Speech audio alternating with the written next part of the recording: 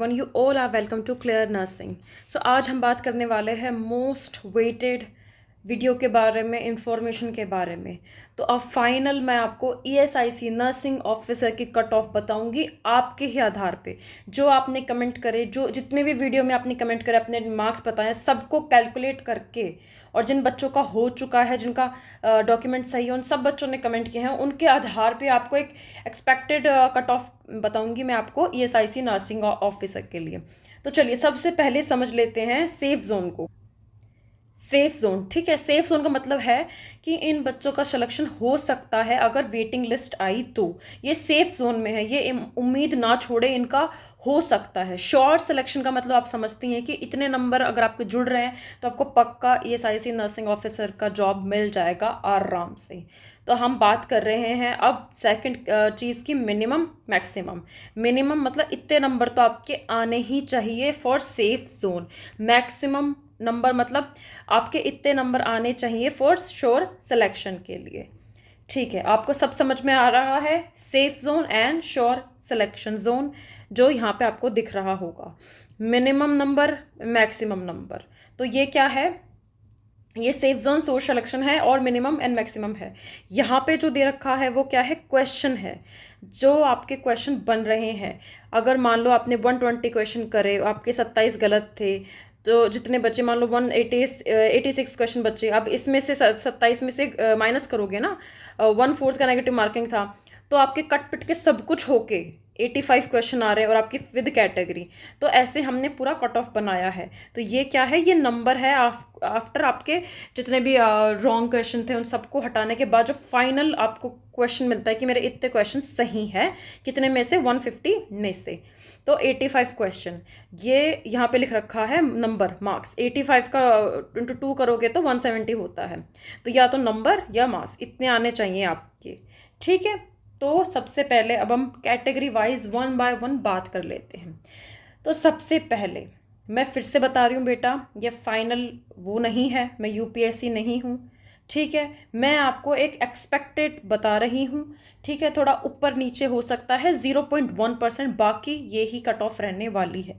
क्योंकि मैं ऐसा क्यों बोल रही हूँ? आप बोलोगे मैम ये तो बहुत हाई लिख रखा है आपने, इतना थोड़ी ना होगा। नहीं, बच्चों के नंबर अच्छे आ रहे हैं। काफ़ी बच्चों के 200 नंबर भी आ रहे हैं, काफ़ी के 185 भी आ रहे हैं, 176 आ रहे हैं। मतलब बच्चों का जो ओवरऑल क्राइटेरिया है, सारी कैटेगरी का मैं मिला के बताऊँ तो 165 से अबाउ है सबका, 185 के बीच में ये सारी कैटेगरीज का नंबर आ रहे हैं। किसी के 165 आ रहे हैं और किसी के 185, तो इन बीच में जितने भी नंबर हैं वो सब आ रहे हैं, सब कैटेगरी को मिला के।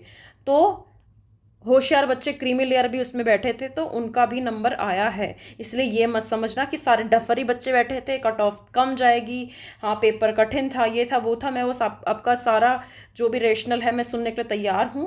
पर बच्चे बैठे हैं जिनको बहुत आता था पेपर, ठीक है, तो उन्होंने अच्छे नंबर भी गेन करे हैं। तो ये मत समझना कि कट ऑफ कम जाएगी, सारे बच्चे डफर थे, ऐसा नहीं है। कट ऑफ जो मैं आपको दिखा रही हूँ वो ही जाने वाली है। तो सेफ जोन में सबसे पहले बात करते हैं जनरल कैटेगरी की।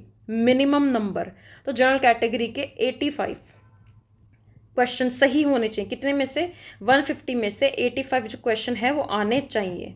अच्छा, नंबर की मैं बात करूँ तो 300 में से 170। ये क्या है? ये सेफ जोन है, इतने तो आने ही चाहिए।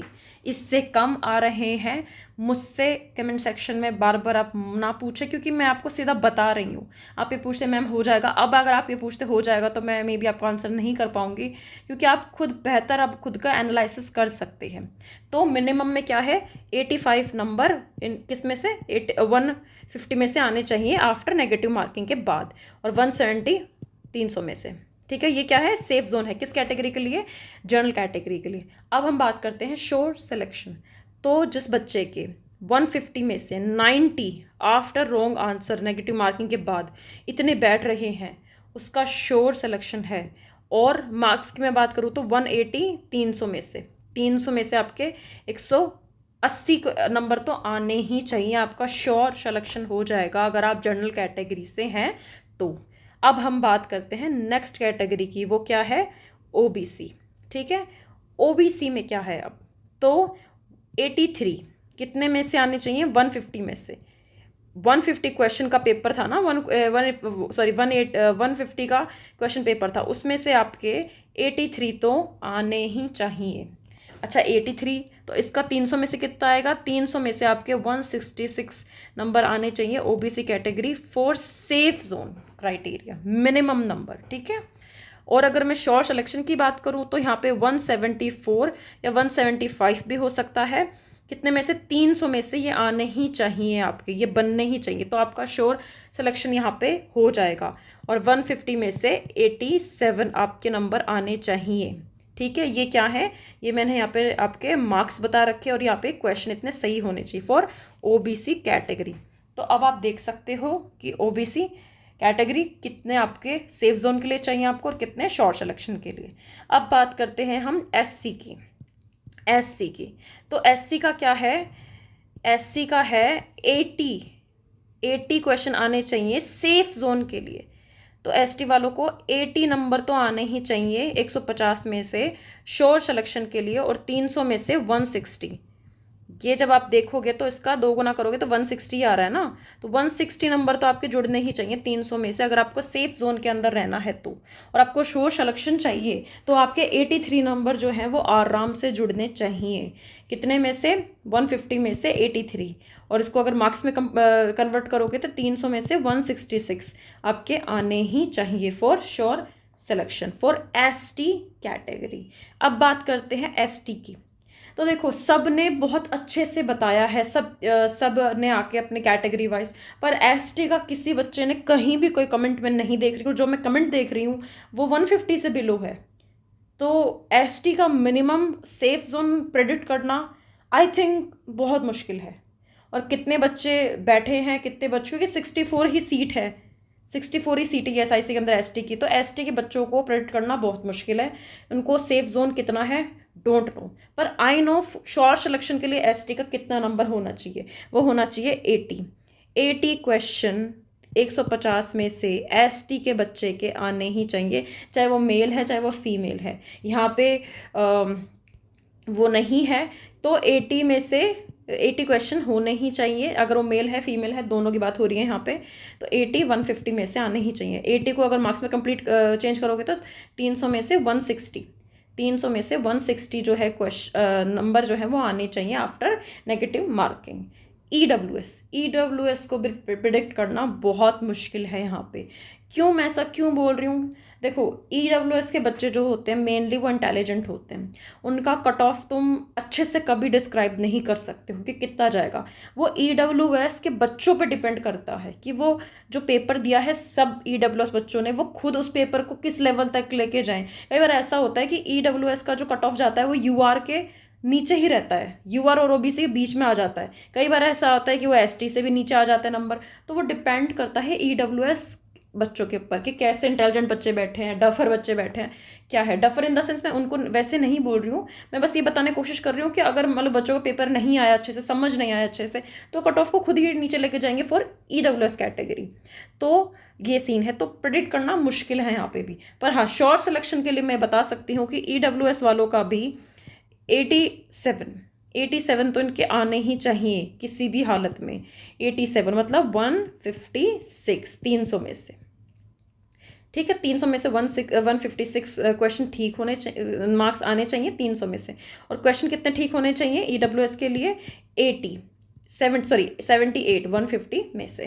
तो ये ईडब्ल्यूएस के लिए है। तो सारी कैटेगरी आप देख सकते हो। और अब सबसे इम्पॉर्टेंट कैटेगरी जो है पीडब्ल्यूडी, जो पीडब्ल्यू कैंडिडेट हैं उनके कितने सही होने चाहिए। यहाँ पे शॉर्ट सिलेक्शन और वो नहीं है सेफ जोन, यहाँ पे बस एक ही आंसर है कि पीडब्ल्यू कैंडिडेट है उनको एटलीस्ट 70 क्वेश्चन जो है 150 में से उनके आने चाहिए, उनको शॉर्ट सिलेक्शन हो जाएगा श्योरली, ठीक है। 150 में से आपके कितने आने चाहिए? 70 क्वेश्चन ठीक होने चाहिए आफ्टर नेगेटिव मार्किंग। मतलब आपके 300 में से आपके 140 क्वेश्चन आने चाहिए, जो कि 50% से भी कम बैठ रहा है यहाँ पे, ठीक है। तो 140 में से 300 एंड 150 में से कितने? 70। तो ये क्या है? क्वेश्चन का है, ये मार्क्स का है, ठीक है।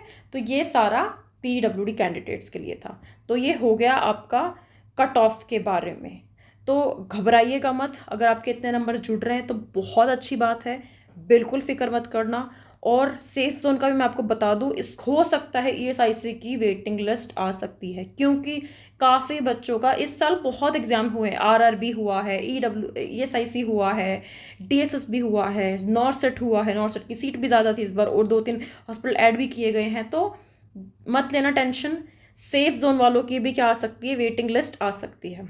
अब बात कर लेते हैं कुछ डिफरेंट टॉपिक्स के ऊपर, जैसे कि मैम 1162 जो कैंडिडेट थे उनको डॉक्यूमेंट के लिए वेरीफाई करना था, और जो दूसरे जितने भी थे, I don't know remember the like कितना था वो, जिनका श्योरली वो था, इनके डॉक्यूमेंट जो थे वो सही थे, बिल्कुल डॉक्यूमेंट एकदम करेक्ट थे इनके।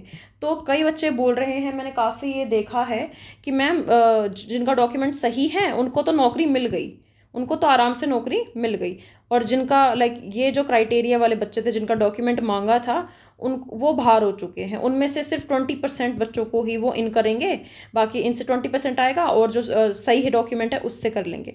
तो ऐसा नहीं है, ठीक है, ऐसा बिल्कुल भी नहीं है। किसी भी बच्चे को डॉक्यूमेंट के आधार पे बाहर नहीं निकाला जाएगा। मैं फिर से कह रही हूँ, किसी भी बच्चे को डॉक्यूमेंट के आधार पे बाहर नहीं निकाला जा सकता है, ठीक है। आपके डॉक्यूमेंट करेक्ट नहीं है तो आपको एफिडेविट मांगा था, अगर आपने एफिडेविट फिल करा है तो आप रेस से बाहर नहीं हो, अभी भी आपको जॉब मिलेगी, वो मिलेगी आपको कट ऑफ के आधार पर।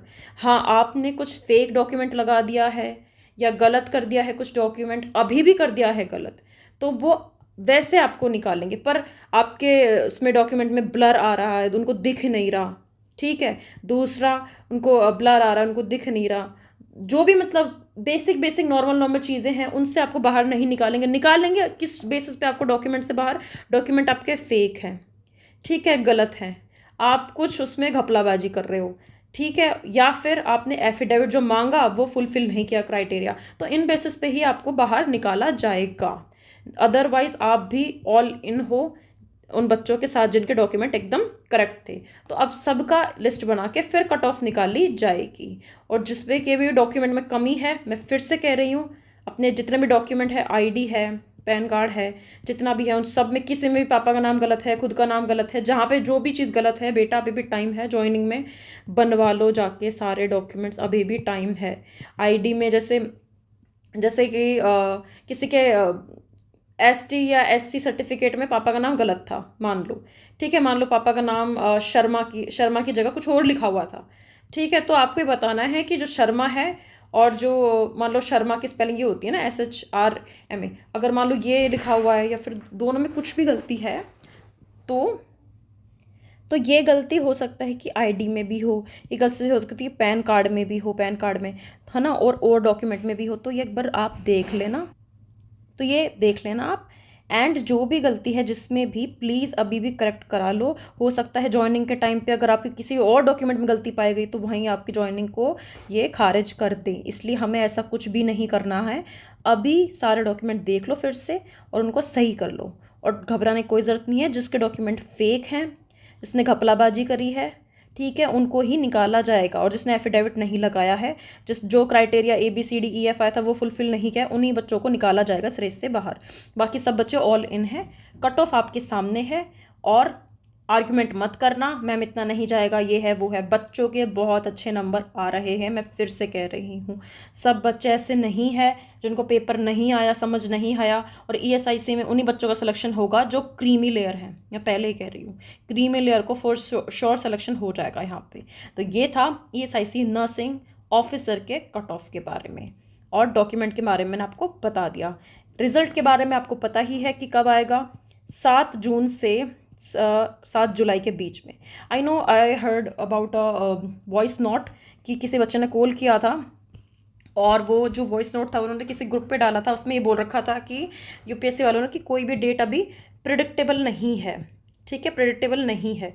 तो ऐसा नहीं है, रिज़ल्ट जो है वो 7 जून से 7 जुलाई के बीच में फॉर श्योरली आ जाएगा, क्योंकि 7 जुलाई को पेपर हुआ था ESIC का, तो इनको 1 साल से पहले पहले ये रिज़ल्ट निकालना पड़ेगा 1 साल होने से पहले पहले।